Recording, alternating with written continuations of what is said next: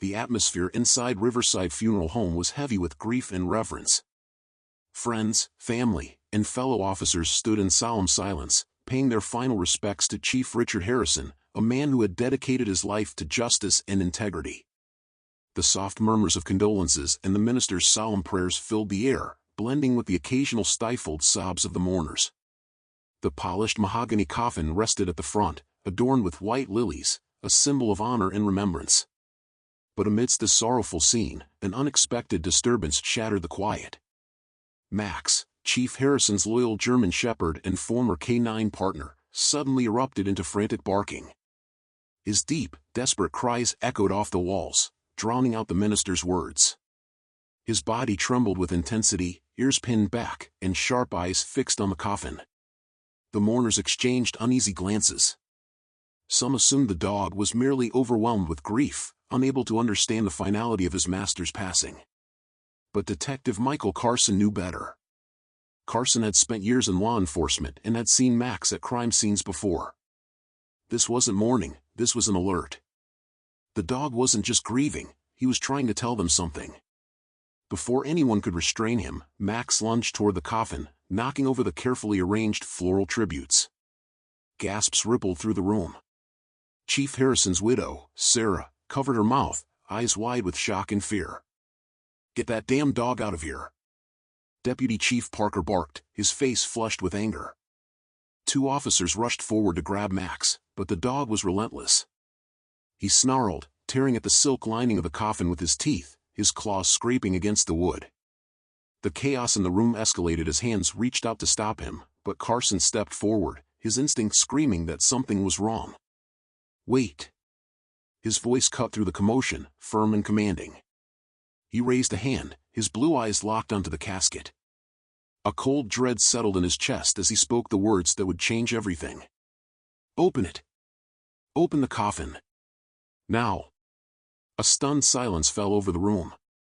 The only sound was Max's persistent growling. What happened next would haunt them all for the rest of their lives. The air inside the funeral hall grew unbearably heavy, thick with the weight of grief and the sudden shift in atmosphere. Mourners who had been whispering their condolences moments before now stood in stunned silence, eyes darting between Detective Carson and the sleek black casket at the front of the room. The detective's words had shattered the fragile solemnity of the service, replacing sorrow with unease. Sarah Harrison, the widow of Chief Richard Harrison, sat frozen in her chair, her fingers gripping the folds of her black dress so tightly that her knuckles turned white. Her breath came in short, uneven gasps as she looked at the casket, then at Max, the chief's loyal K-9, who stood rigid, his entire body radiating tension. The dog's deep brown eyes never wavered from the coffin, his ears pinned back, his muscles coiled as if ready to pounce. Sarah's heart pounded violently against her ribs. She had seen Max by her husband's side countless times, always calm, always steady. But this was something different. Deputy Chief Parker, standing near the front, was the first to break the silence. His voice, sharp and commanding, cut through the thick air. "Detective Carson, this is outrageous," he barked, his face dark with anger. "You have no right to disrupt this service with baseless accusations." His glare bore into Carson, but the detective held his ground, unfazed. Carson's gaze remained locked onto Max. His instincts, sharpened by years of solving cases that others dismissed, screamed at him that something wasn't right. His fingers curled into fists at his sides as he took a slow step forward, speaking in a tone that was both calm and unyielding. "I know this doesn't make sense. I know how it looks. But Max isn't reacting to grief. He's reacting to something wrong. This dog has been trained to detect drugs, explosives, and more importantly, the scent of a body that doesn't belong." The murmurs in the crowd grew louder, a wave of confusion and uncertainty spreading among the mourners. Some clutched their chests in shock, others exchanged uneasy glances. Sarah let out a choked sob, her lips trembling. "What are you saying?" she whispered, her voice barely audible. She turned toward the casket, her mind racing. Carson exhaled slowly. "I'm saying," he said carefully, "that we need to open that casket. Right now." The funeral director, an elderly man with trembling hands, hesitated, his eyes darting to Sarah for approval. The minister, clearly unsettled, cleared his throat and adjusted his glasses. "If there is doubt," he murmured reluctantly, "then we must seek the truth." Sarah squeezed her eyes shut, willing this nightmare to end, but when she opened them, the reality was still there. The cold suspicion, the murmurs, the growing dread clawing at her chest. With a weak nod, she gave her consent. The funeral director signaled his assistants, who approached the casket with visible hesitation. The moment their hands touched the lid, Sarah's breath caught in her throat. The air in the hall grew so still that even the faintest movement felt deafening. As the lid was carefully lifted, a collective gasp tore through the crowd. Hands flew to mouths. A woman let out a strangled cry. Inside the coffin, lying where Chief Richard Harrison should have been, was the body of a man no one recognized. The funeral hall plunged into chaos the moment the casket was opened.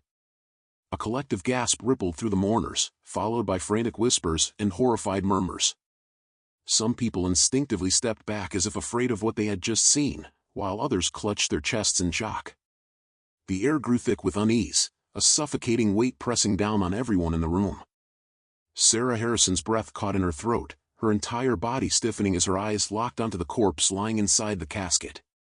But it wasn't her husband. It wasn't Michael. A wave of dizziness washed over her, and for a brief, terrifying moment, the room seemed to tilt. Her heart pounded violently against her ribs, her hands trembling at her sides. This wasn't real. This couldn't be real.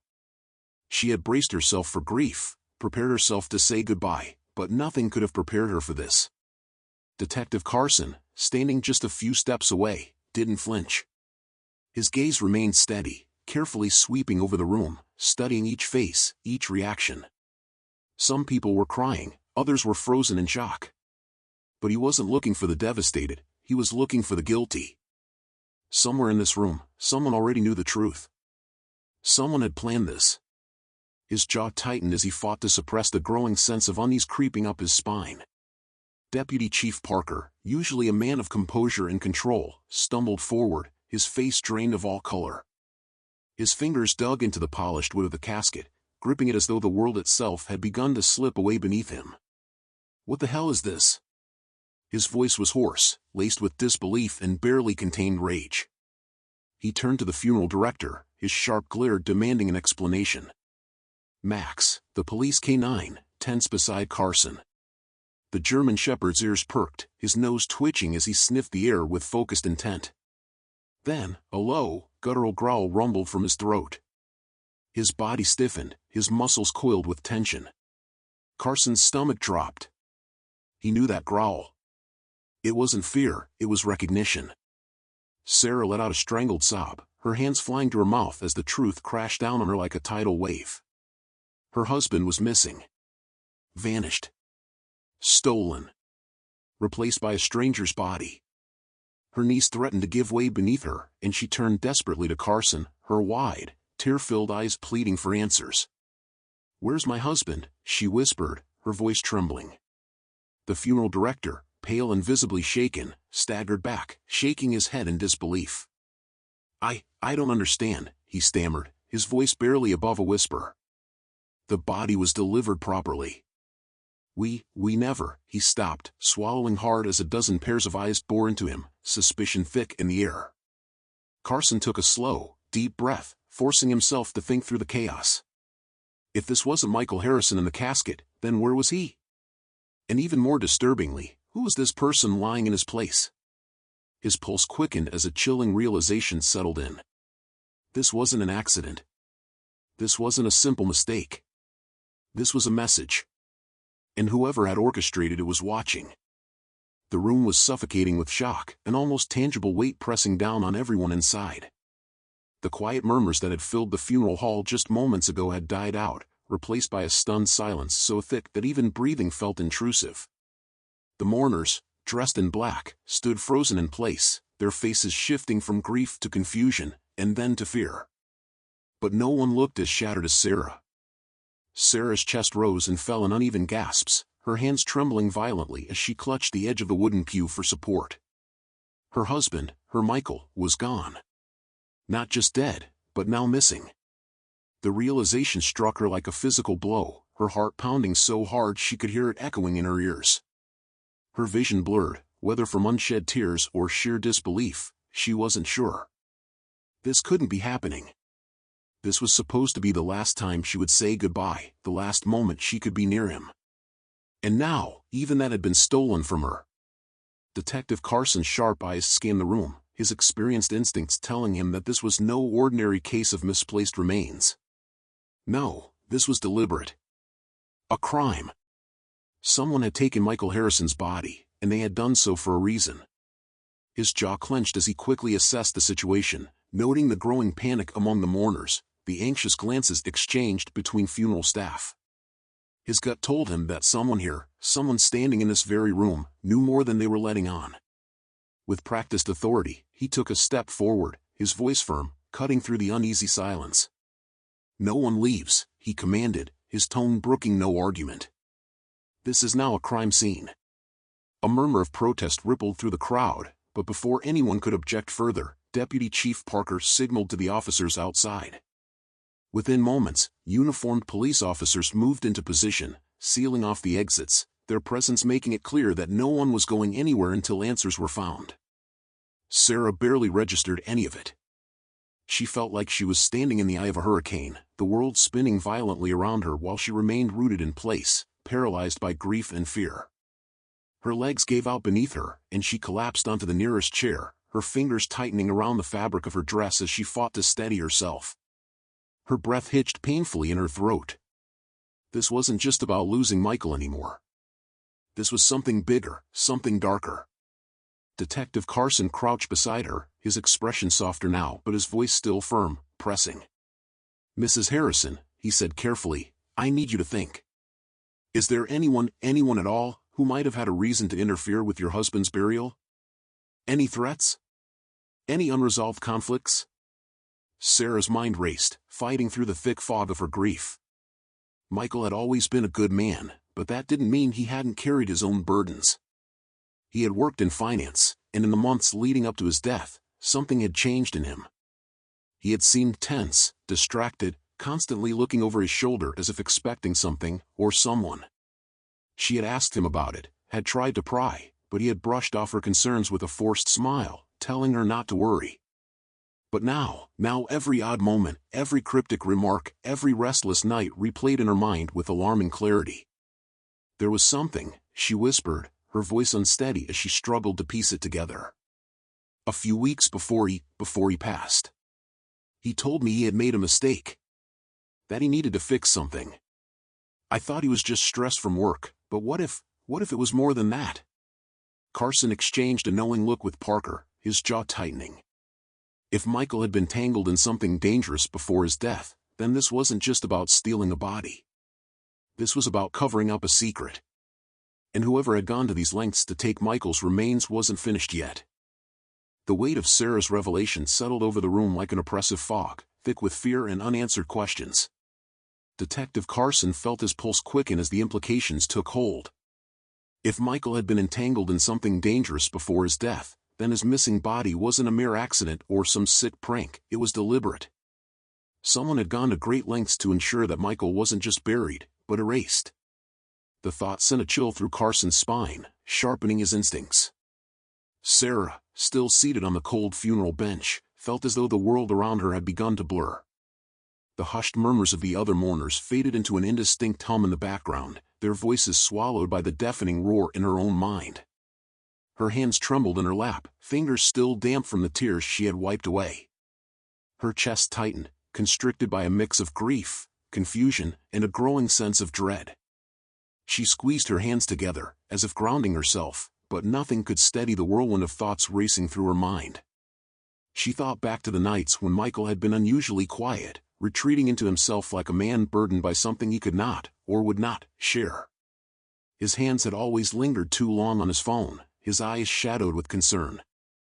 Sometimes he would wake up in the middle of the night, sitting on the edge of the bed, staring into the darkness with an expression she could never quite decipher. Had she missed the warning signs? Had there been some silent cry for help she had ignored? Detective Carson exhaled sharply, forcing himself to focus. His years of experience told him this was no ordinary case, and time was slipping away.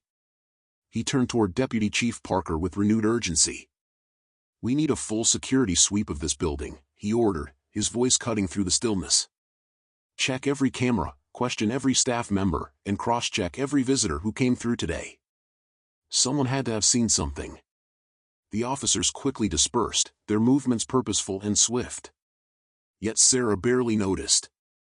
The enormity of the moment pressed down on her, leaving her frozen in place, her body heavy with exhaustion but her mind unwilling to stop racing. Carson studied her closely, his sharp eyes taking in every detail, her pale complexion, the way her shoulders shook ever so slightly, the way she seemed to be grasping onto something unseen, something just beyond her reach. He crouched down beside her again, lowering his voice but keeping it firm. "Sarah, I need you to tell me everything. Even the smallest detail could help us understand why someone would go this far." She looked at him then, really looked at him, her eyes still glistening with grief but now flickering with something else, determination. For all the secrets Michael may have kept from her, for all the things she had never questioned before, one truth remained: he had been her husband. He had loved her, and she had loved him. And if someone thought they could erase him from existence, they were wrong. Sarah inhaled shakily, steeling herself. The fear in her heart was still there, but now it was accompanied by something stronger, a desperate need for answers. She met Carson's gaze, her voice quiet but unwavering. "I'll tell you everything I know." Because no matter how deep Michael's secrets ran, she would uncover them. And she would not let him disappear.